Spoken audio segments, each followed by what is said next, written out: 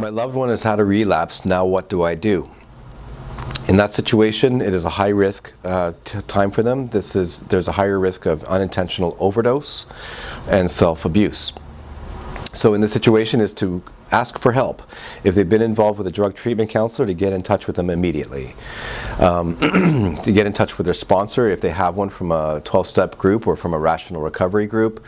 To inform them, to let their loved ones know as well. If, for example, if it's your son, to let his girlfriend know. So everybody in the family is on board with this, and they can approach the person to find out why this relapse happened, and more importantly, to get them back into treatment. So a relapse does not mean a total failure. In fact, relapse can be a part of recovery for some people, and they just need a few goes to finally get it right. And I was this way myself.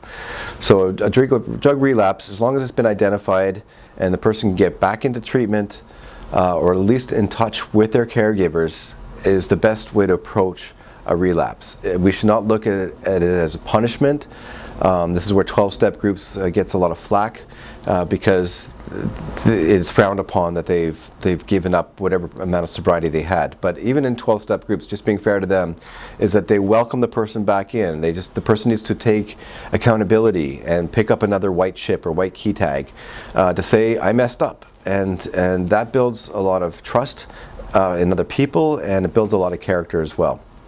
So to help your loved one who's had a drug relapse, first of all, is to recognize there's a high-risk period, to make sure they don't go over the deep end, to recognize that they might resume their previous doses and can easily overdose without realizing it. It is a high risk for unintentional overdose. To not punish them, to try to get them back on the wagon, to try to get more help. Let their sponsor know, let their drug treatment counselor know, and let the loved ones know.